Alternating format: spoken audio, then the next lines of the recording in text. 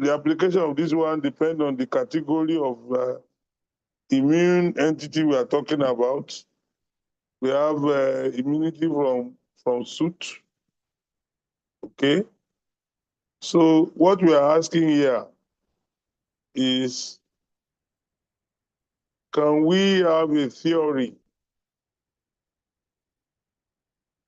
for the existence of immunity or privileges for these categories of representatives of other states?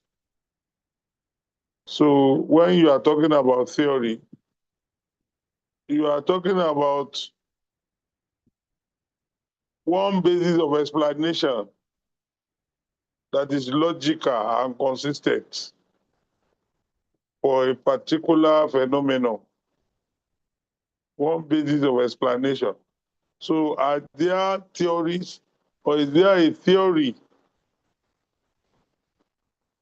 for explaining immunities and privileges of diplomats, consular officers, representatives of states in the territory of other states, etc., etc.? Three theories have been offered. It does not mean that only one of them is relevant. Each of them will have its own valid points, as well as the basis of criticizing it. So what are these three theories? The first theory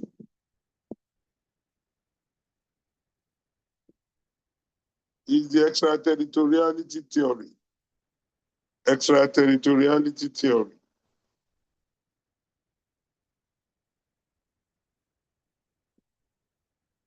Okay. The second theory is the representative character theory. Representative character theory. And the third one is the functional necessity theory. Functional necessity theory. So what does each of these theory mean? And how has each of them played out in the regime of privileges and immunities conferred on diplomats and other representatives of states? Let's start with extraterritoriality. Extraterritoriality. Now, the extraterritoriality theory tries to explain the basis of privileges and immunities of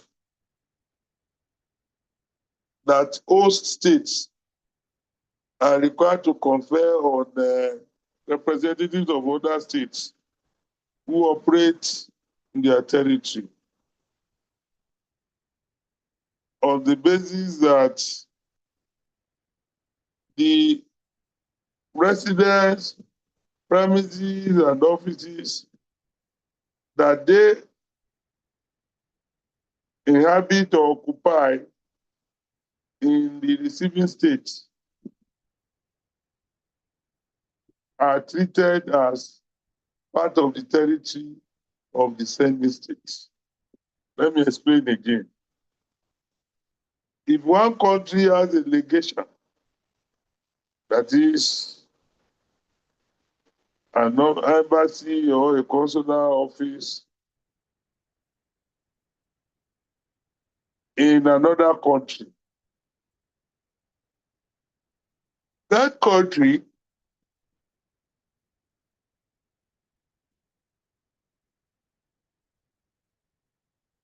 that is the country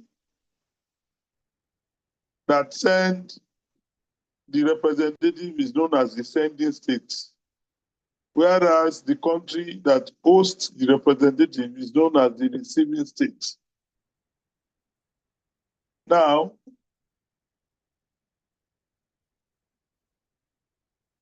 international law requires that the receiving state would, as a matter of course, accord some privileges and immunities to those representatives whilst they are on the soil of the receiving state.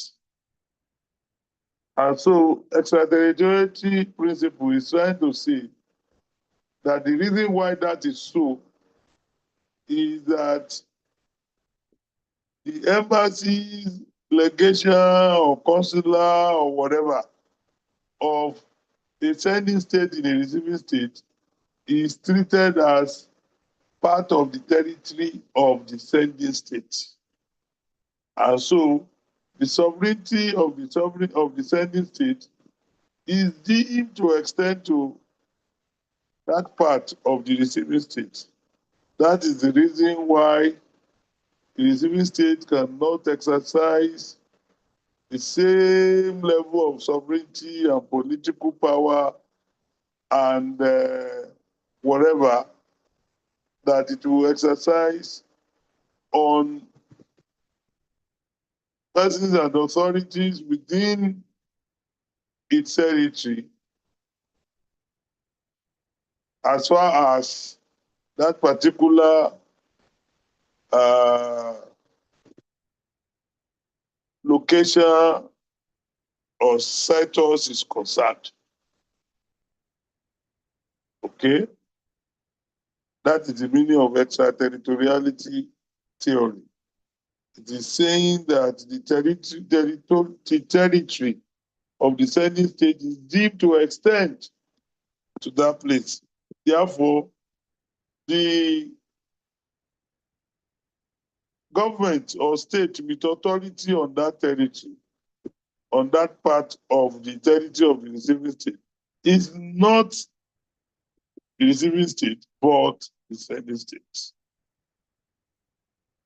And so there are some immunities and privileges that you will come across, like the protection given to the premises of the embassy or consular office in the receiving state, its archive, the premises of the premises housing the residence of its representative, and what have you, as well as its mission. All of this, it is a rule of customary international law recognized by several articles of the VCGR, VCCR, and the other relevant treaties that the host state or the receiving state cannot freely exercise its sovereignty over those particular place. So it is therefore said that this theory therefore tries to say that the reason why that is so is because international law treats that part of the territory of the receiving state as being a part of the territory of the sending states. So this theory makes a lot of sense. It is a possible explanation of the reason why it is almost unheard of that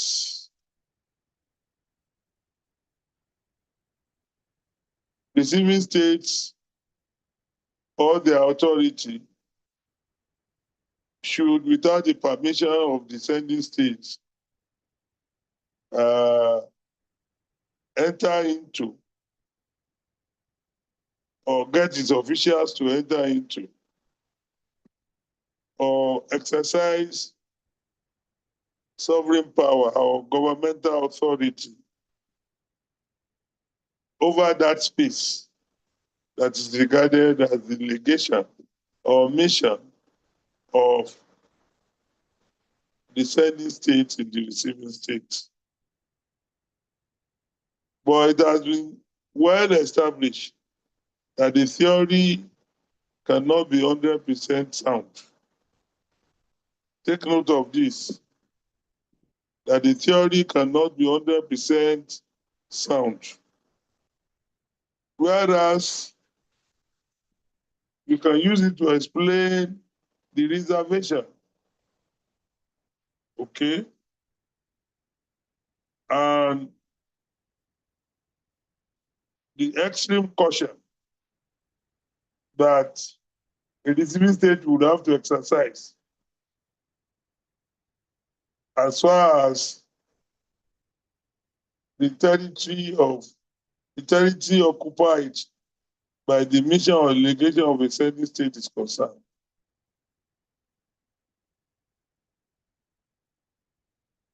Driving that theory to its logical conclusion will be calamitous to the rule of law. Okay? It would then mean that everything that was done, whether by national of the receiving state or national of the sending state, cannot be regulated by the law of the receiving state, because whoever exercises sovereignty over an area would have its law applicable to that area. So, as a way of illustration of the fallacy of the theory of extraterritoriality, we will normally cite to you the case of Ridwan and Ridwan. Ridwan and Ridwan. Ridwan and Ridwan was trying to answer the question,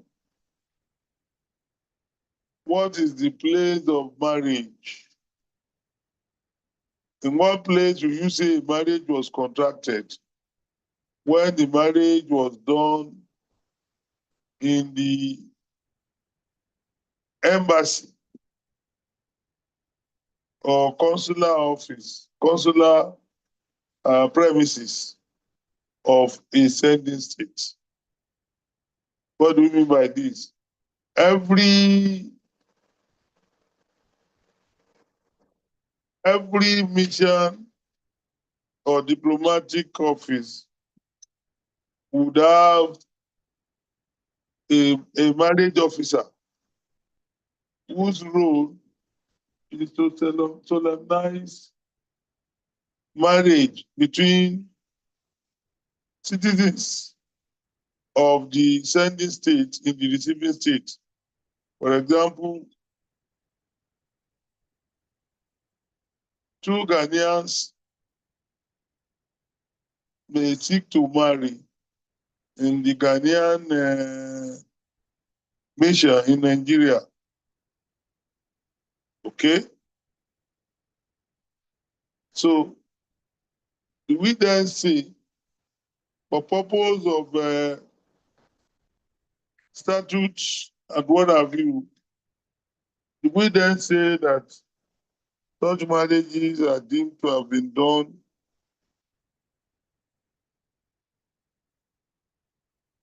in the sending states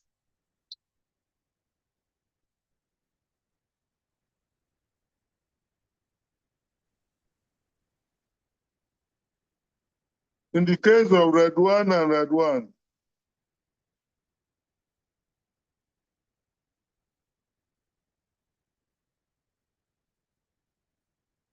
Hello, sir. Hello, sir. Yes.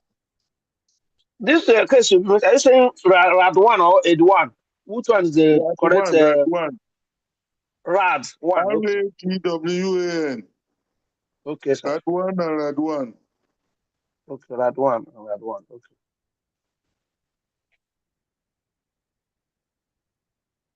Okay. Yes, sir.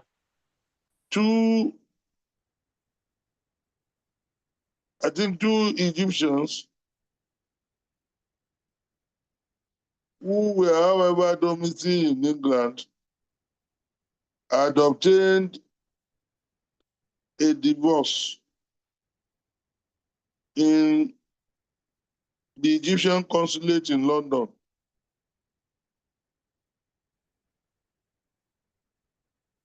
Okay. A particular statute in England said that the statute relates to the recognition of divorces and legal separation. That statute provided that its provision will not cover any divorce obtained in any country outside Britain. So the parties argued that yes, because the divorce was obtained in the consulate of Egypt in London, based on the extraterritorial theory, they cannot be deemed to have obtained a divorce in England. And so they will come within the provision that says the relevant statute does not govern their divorce. But the English court rejected that argument. The English court rejected that argument. Okay? And the presiding justice said, if it was the view of the high contracting parties, that is the Egyptian state and the United Kingdom, if it was the view of the high contracting parties that the premises of missions were part of the territory of the sending state, that would undoubtedly be formulated, and it would have been quite unnecessary to set out the immunities in the way in which it has been done. So in other words, what the court was saying is that what you have is a regime of immunity. And the only reason why we have it is because without it,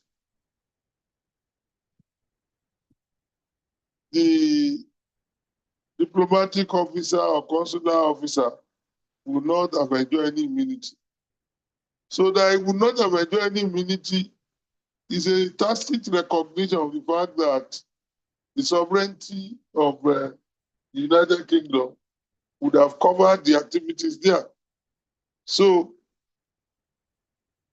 the court denounced the extraterritorial principle insofar as it is thought that the effect is to say that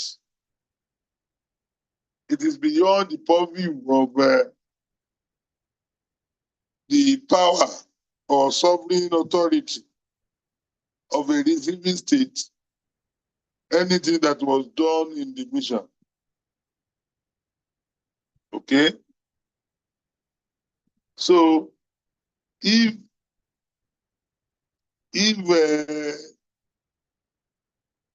a person commits a local offense while in the premises of a mission in a receiving state, if you apply extraterritoriality, the person will be able to argue that because crimes are local offenses, it cannot be prosecuted in the receiving state unless the sending state is interested. Then the sending state will have to pray for extradition for him to be tried in the sending state. That would be very absurd because in 90% of the cases, the sending state authority and persons in charge of his mission would refer that offender to the police or other enforcement agency of the receiving state. That's a tacit recognition that the local offense committed is against the law of the receiving state, not that of the sending state. So for that reason, extraterritoriality as a principle cannot completely explain regime of immunity. Okay? If its intention is to highlight the respect that states are required to give to legations or missions established in their territory. You don't need a theory of extraterritoriality to do that. Okay? So that is number one. Then number two, representative character theory. Representative character theory. What representative character theory is simply saying is that the regime of immunities that we are giving to ambassadors, diplomats, consular officers, and all of that is not because of them. It's because of the state they represent. So in other words, there is a maxim known as "Paem parem non habet imperium." Okay? Which means that no sovereign exercise sovereignty over another sovereign. Paem parem non habet imperium. One sovereign cannot exercise sovereignty over another because of the presumption of sovereign equality. And so, if the extension of that is that persons who are alter egos of states, they enjoy what is called immunity ratio material. That is their person. Okay, sorry, they enjoy what is called immunity ratio personnel. That is their person. Would enjoy quite a number of privileges, like privilege from arrest, privilege from prosecution, and depending on the policy of a particular country,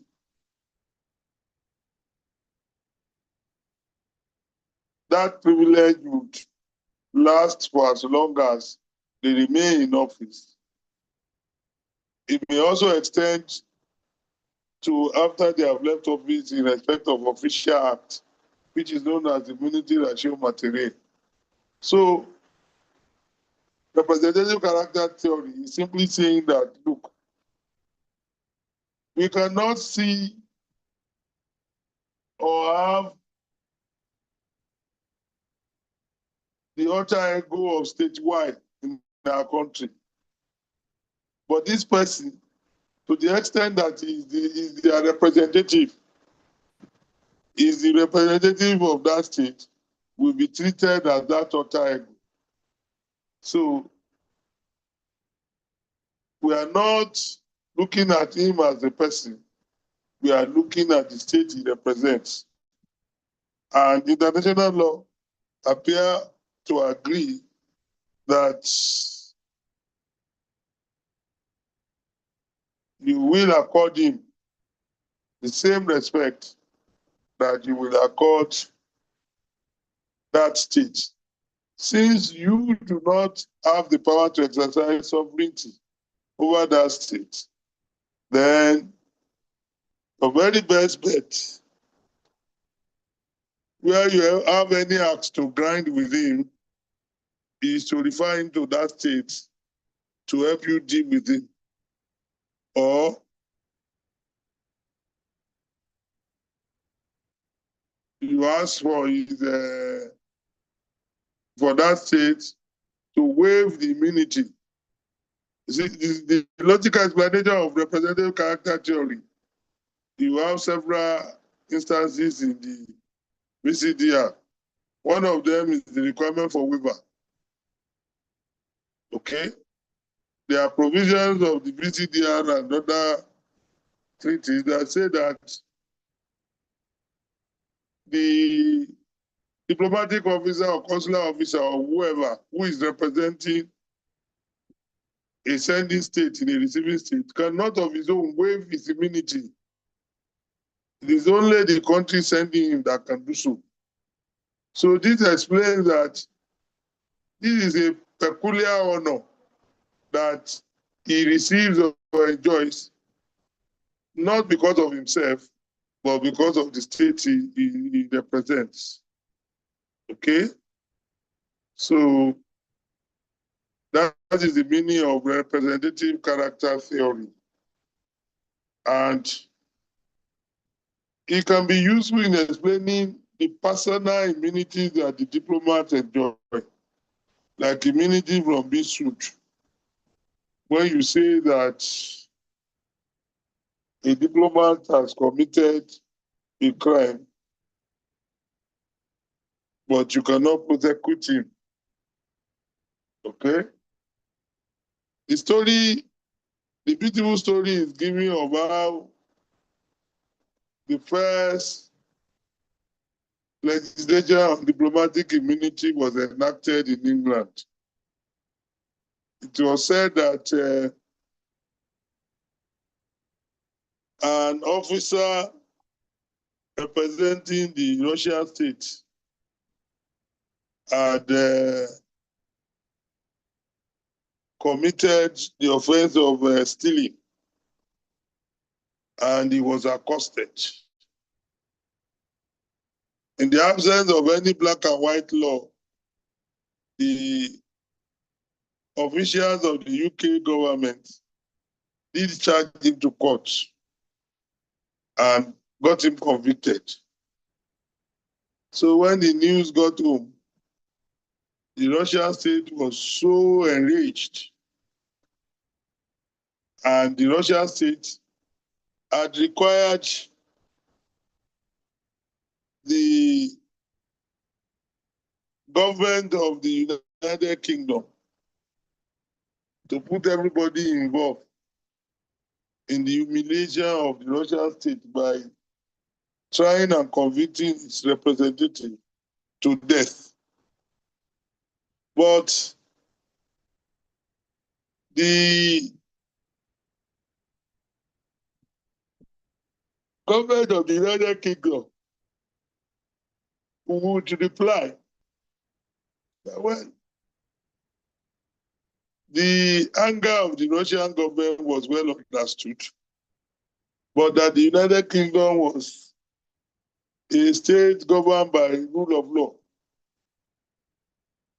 That the only reason why the demand of Russia cannot be put into effect is that not even the government will be able to say this is the offense that the prosecutor that charged him and prosecuted him and the court that found him guilty have committed. So the best that the United Kingdom government can do is to ensure that this type of thing does not repeat itself. So the first piece of legislation conferring privileges and immunities to representatives of foreign states in UK was then enacted. It was then said that the United Kingdom government, in order to appease the Russian state, packaged that piece of legislation in a fascinating manner and sent it to the Russian state. Okay? So what is the lesson in this story? The lesson there is that the Russian state was more or less saying that what you have done to my emissary, it is me you have done it to. What you have done to my emissary, it is me you have done it to. So in that type of circumstances, the UK government should have been able to show its annoyance, not by trying and convicting the man, but maybe by declaring him a persona non grata. We'll look at provision relating to declaration of diplomats and representatives of foreign state as persona non grata, or requiring the Russian state to recall him.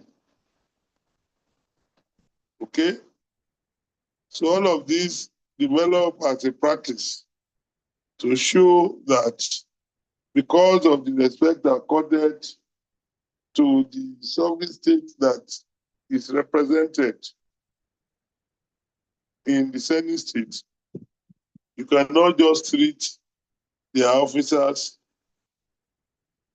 the same way you would treat a national when they have committed what you call an offense. Okay? Is it clear? Yes, sir. It's clear, sir. The third theory. The Hello, third sir. theory. Yes? Hello, sir. Sorry, sir. Can I ask a question before you go to the third theory? When Yes. we are talking about waiver, we are talking about waiver. I didn't get that point very well. Whether it is the sending state that will get the Of waiver, course. or the Yes. sending state will. Okay. The receiving state, after reporting to the sending state what its representative had done, Has done. Yes, which sir. would amount to a wrong in the receiving state, the Okay. sending state has options. One of them is, upon the request of the receiving state, to waive the immunity. Okay. Okay. Okay? Okay. Okay, So sir. it is not Yes, sir. the officer himself that will waive immunity for himself. Okay, sir. Okay, sir. It is the receiving state that will, it is the sending state that will waive it. Yes. So that is a recognition that that honor is to the sending state, not to him. He's a nobody, but he represents a sovereign state. And international law requires that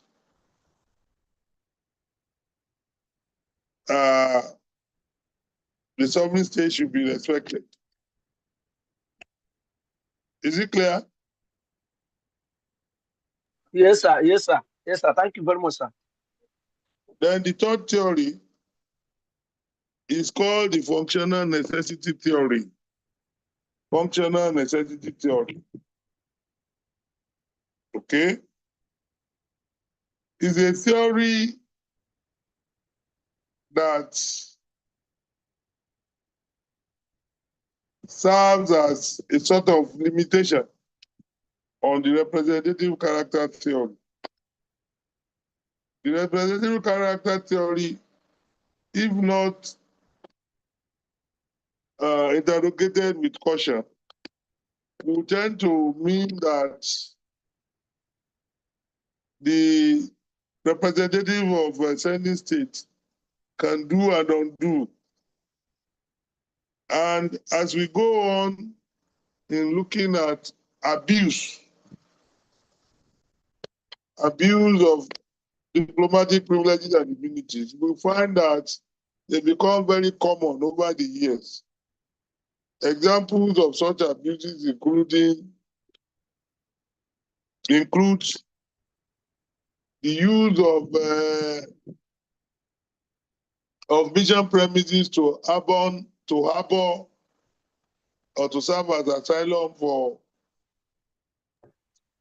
Maybe persons drugs. Okay. national of the receiving state that have offended the law. Yes, sir. Okay? Okay. Yes, sir. National of the receiving state that have offended the law. We have had instances when serious offenses like Yes, sir. kidnapping and even murder have been committed with the permission of either certain states or the members of the application in the receiving state. We have seen instances when citizens of sending states have been kidnapped, kept in the premises in the mission premises in the receiving state, and packaged as a diplomatic bag, or attempt was made to package them as diplomatic bag. In the case of our own Ubonidiko. So Yes, sir. there is always a reminder that the regime of privileges and immunities is for a purpose. It is only to ensure the performance of the function of the missions that they are giving those immunities. It is not to enable them commit crimes at will. So the theory of functional Very simple. necessity, the theory of functional necessity clarifies that yes, he enjoys those privileges and immunities, but for a purpose. The purpose is to enable him carry out his assignment. So whatever immunity or privilege is not necessary for him to carry out his assignment is beyond the scope. Is beyond the scope. Example is given of diplomatic bag. And it is said that, yes, there's a regime of immunity which forbids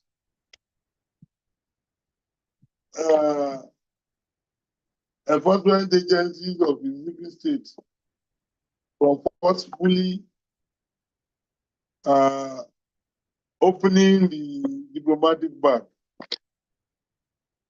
But where they seriously suspect that what is in the diplomatic bag is not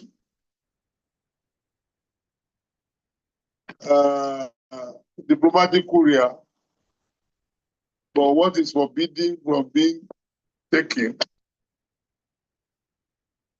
they are permitted to take the risk of insisting on it being opened.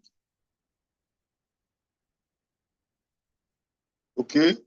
Also, whereas the agents of the receiving states are not permitted to forcefully enter the premises of the sending state in the receiving state.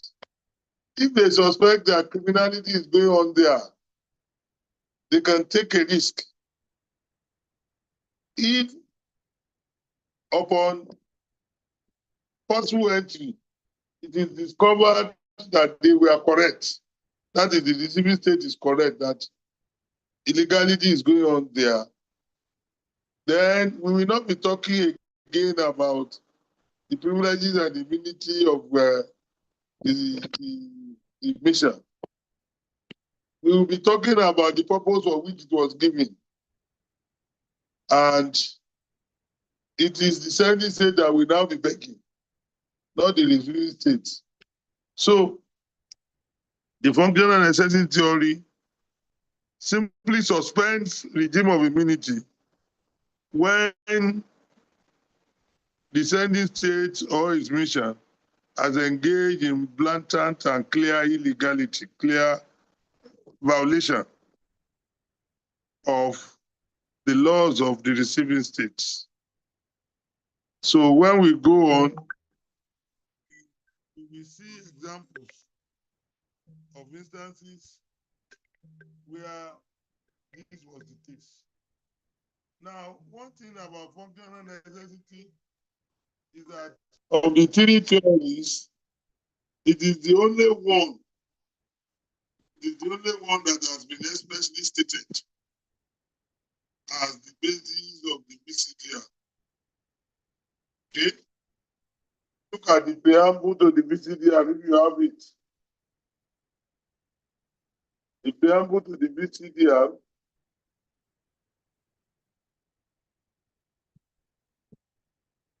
says, Listen, sir. hello? Yes, sir. Yes, sir. I The wanted to ask preamble? something about this. Yeah, we can hear you. What? Sorry, sir. I wanted to ask about this when you were talking about the entrance of into the premises of the sending states. If Mm. on the suspicion of something illegal going on there, and they break that immunity and enter there, and they didn't get, and that suspicion was wrong, what will be the consequence on on the receiving state? If the suspicion is wrong, then like every risk, they have taken a risk that has put them in Mm-hmm. conflict with international law. Okay? Okay. But if the suspicion is correct, they found evidence that it is true that the sending state was engaging in illegality, Yes. then the sending state will not be able to assert its privileges and immunity. So the functional necessity excuse will then come in to say, well, those privileges and immunities we are giving to your mission just for you to execute the normal role. You cannot have a Okay. mission whose role will be to help criminals who have offended the law of the receiving state. You cannot have a mission whose duty is to keep hostages and help to kidnap so-called enemies of your state, even if they are your citizens. Okay? So the risk will be well taken. And like every risk, it can result one way or the other. Is it clear? I have a question, sir. It is, sir. Yes, what It is is, sir. Yeah, my question is this, sir. If, Yes.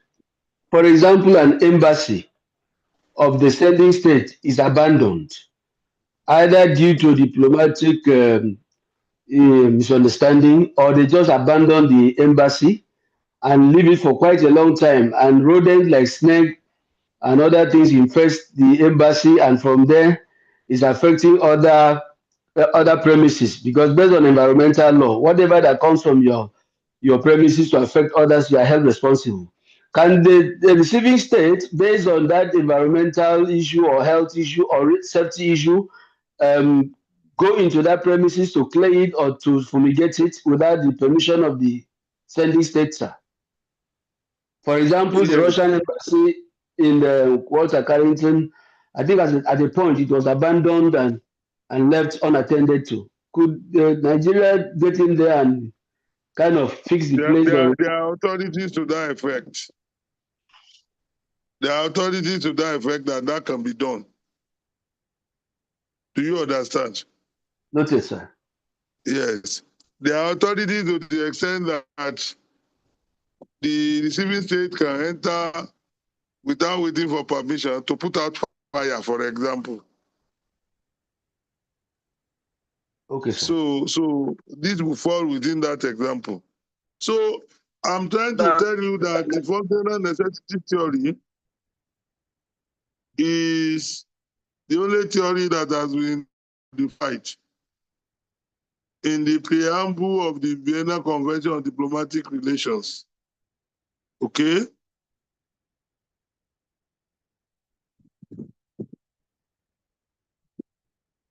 If you look at the fourth paragraph of the preamble. The first paragraph will say, recalling that people of all nations from ancient times have recognized the status of diplomatic agents. Second paragraph says, having in mind the purpose and principles of the Charter of the United Nations concerning the sovereign equality of states, the maintenance of international peace and security, and the promotion of friendly relations. The third paragraph says, believing that an international convention on diplomatic intercourse, privileges and immunities will contribute to the development of friendly relations among nations, irrespective of their differing constitutional and social system. Then the fourth paragraph says, realizing that the purpose of such privileges and immunities is not to benefit individuals, but to ensure the efficient performance of the functions of diplomatic missions as representing state. This is a tacit recognition of the functional necessity theory. So the VCDR is saying one of the major excuses for its enactment is the realization that the purpose of privileges and immunities is not to benefit individuals, but to ensure the efficient performance of the function of diplomatic missions as representing states. So in other words, anything you do that is not for the purpose of efficient performance of the known functions, the well-accepted functions or well-received functions of diplomats will not be covered by your immunity. So that is the exact meaning of functional necessity. So you use the mission premises to harbor criminals, you use it to keep hostages, you use it as a starting point, as a launching point for kidnappings, even of your own national. All of these will make you a rogue state and will make your embassy not to be able to enjoy the privileges against forceful entry. Okay? So that is the third theory. Okay? And that is where I'm going to stop for today. Any question before I go? I am assuring you that next week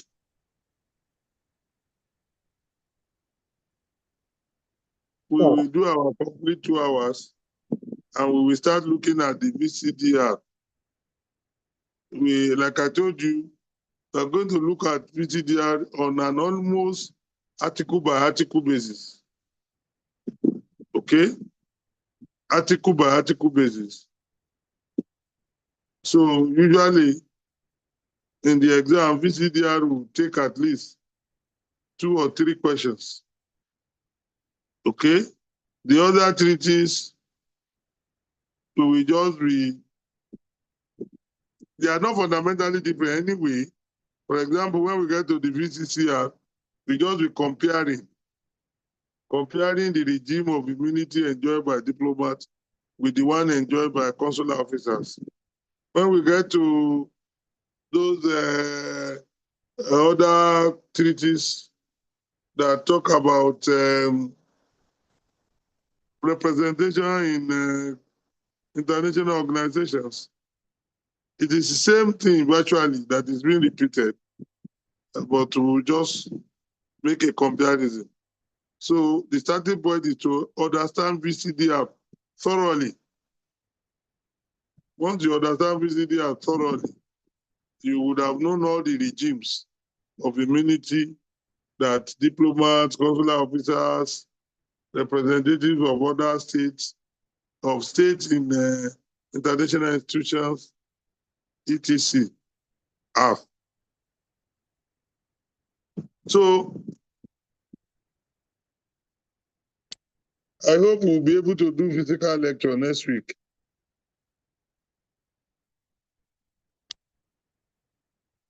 Okay. Yes, Our sir. Whether lecture it's is going to supposed be to on. be 5:30 to 7:30, Yes, but sir. I will struggle to be doing 1.5 hours whenever it is physical. Okay. Okay, sir. Okay, sir, Okay, sir. But excuse me, sir. Hello, sir. Yes. Prof. You say you won't be able to take us for next week, sir, or I can't hear that part, sir. No. I say I will struggle to Okay. You will do struggle to take physical us. lecture next week. Okay, sir. Okay, sir. hello, sir. Sorry, Okay, sir. Yes. sir. We were talking about at the beginning of the lecture. We were talking about that Tuesday, Mondays will not be confident for you. Maybe when we meet for the physical class, then we can discuss that, sir. We can maybe Yes. interact. When we come Yes, sir. next Monday, we will talk about each any time I'm not able to come on Monday. What other day am I going to come? We Yes, will sir. Okay, discuss. sir. Okay, to be discussed Thank in you, the sir. physical class. All right. Thank you, Yes. sir. Thank you, sir. Yeah, yes, please, sir. The first theory, I didn't quite understand it. Please, is it convenient for you to touch base with it, please, sir? Which one? Is it the I, first one or the third one? the first one, sir. Extraterritoriality. Okay. Extraterritoriality is trying to say that the mission premises, the residence of the ambassador, and every part of the territory of the receiving state that officials and representatives of the sending states occupy are to be treated as part of the sending state. And since a, a sovereign exercises sovereignty over his own territory, he should therefore not enter into the territory of another sovereign within his state. Okay? But Okay. I said that cases have shown that you cannot logically argue that theory through. Because if you are going to rely on that theory, you are going to say that any wrong or act that was done in the sending state mission was not done in the receiving state. So if somebody sees somebody's money while queuing to obtain visa, okay, you are saying that our own police here will not be able to prosecute the person for stealing. Why? Because where he committed the offense is in territory of another state. That should have been the correct position if that is correct, but that is not correct. Even the embassy itself will call on the Nigerian police, not the sending state police, to come and arrest the person. And I use the case of Radwan and Radwan to explain it, that the English court rejected the suggestion that a divorce that was procured in the Egyptian embassy in London was not procured in the UK. Is it clear? Yes, it's clear, Prof. Thank you, sir. Yeah.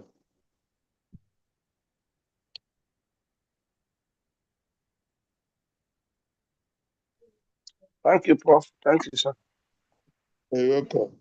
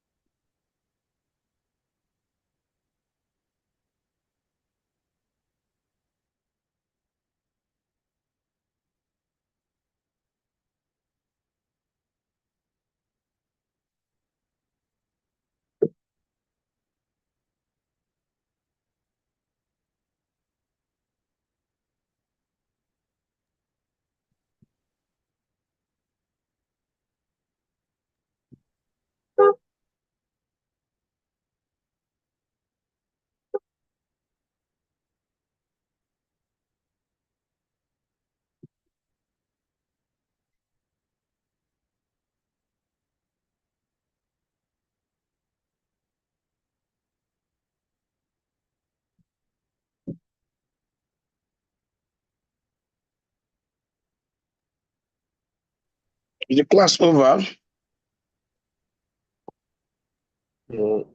Prof will call. Prof will let us know if the class is over. Let's wait for him.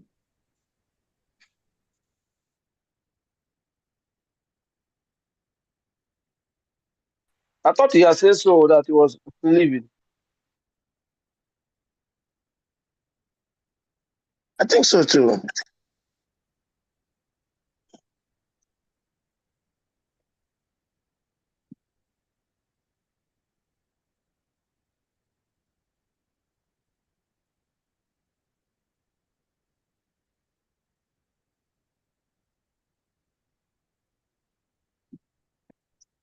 This class is over, please.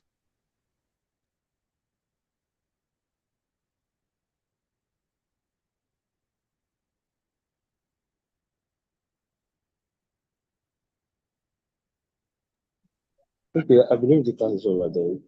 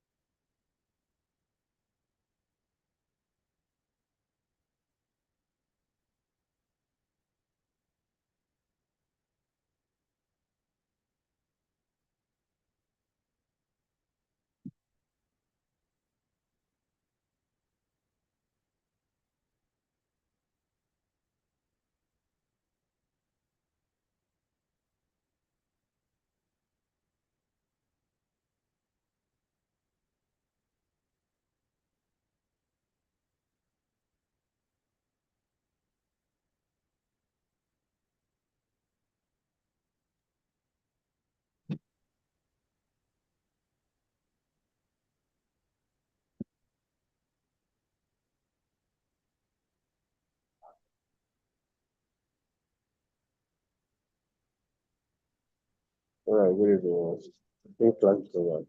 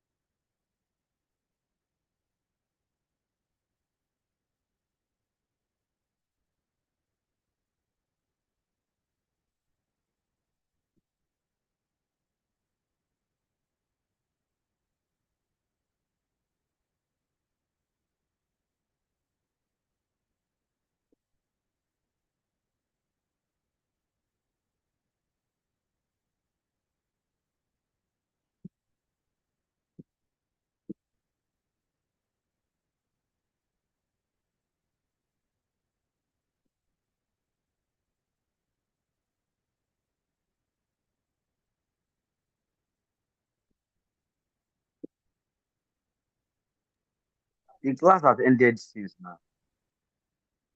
Oh, sorry, I've not shut down.